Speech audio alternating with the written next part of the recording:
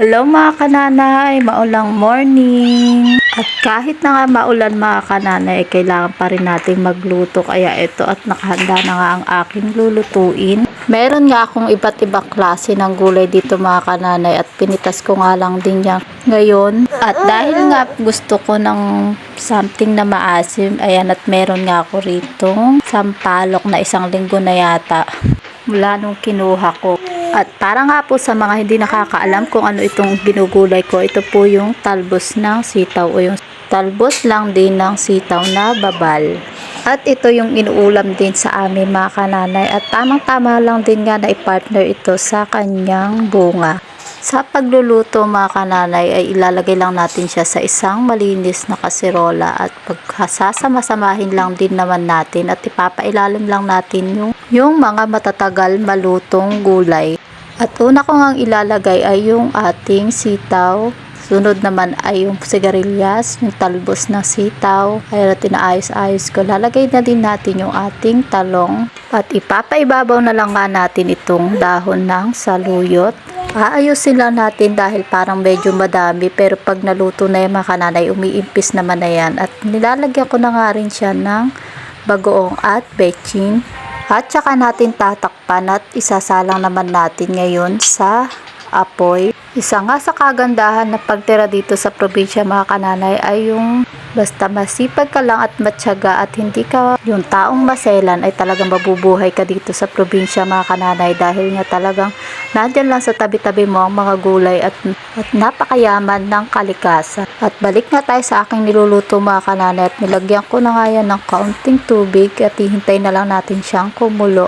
At para nga dito sa ating pang-asim, ito nga yung huhugasan na natin yung ating sampalok. Kaunti lang din naman to mga kananay pero sapat na para sa pang-asim sa ating niluluto. At dahil nga kumukulo na mga kananay yung ating niluluto, ayan, at amoy na amoy mo na talaga yung amoy na napakabango. Iba rin talaga kapag sariwa at bagong pitas lang ang ating gulay. At parang nga sa ayaw ng may sumasabit kapag kumakain, ayan, at isusupot muna natin yung ating sampalok.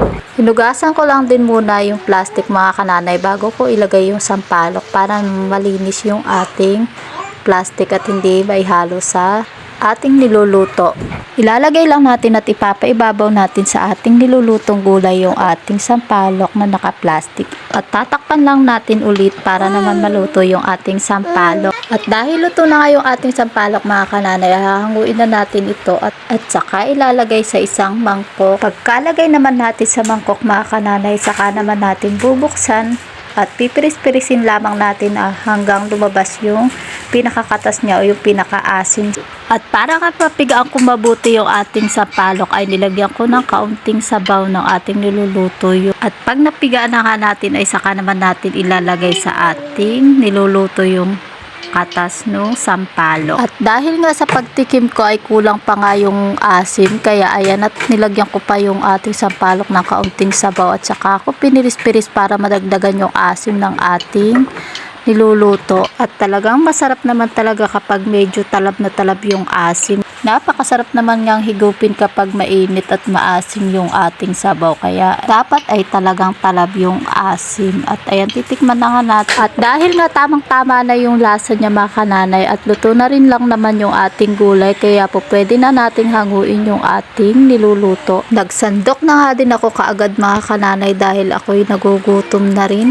At habang nga mainit pa mga kananay yung ating pagkain ay tara na't sabayan nyo na nga kami sa aming pagkain. Amoy at tingin pa nga lang mga kananay sa ating ulam ay talagang napakasarap na nga. At tamang-tama nga lang din sa maulan na panahon ang paghigop ng mainit na sabaw mga kananay. Idagdag mo pa nga na medyo maasim yung ating sabaw o diba saktong-sakto tamang-tama lang sa atin. At bilang handa na nga rin ng ating pagkain, ito't sabayan nyo na kami mga kananay. Ito't naghasandok na nga ang aking anak. Nakikigulo na nga rin ang aking kambal. At tignan nyo nga naman mga kananay at mukhang nagustuhan din ng aming ate yung aming ulam. Kaya ayan, at nagsasandok na nga siya pauna-una pa. Kain tayo mga kananay. Thank you Lord sa mga pagpapala. Napasarap nga ang aming kain mga kananay at talagang naparami kami ng kain at nagustuhan namin.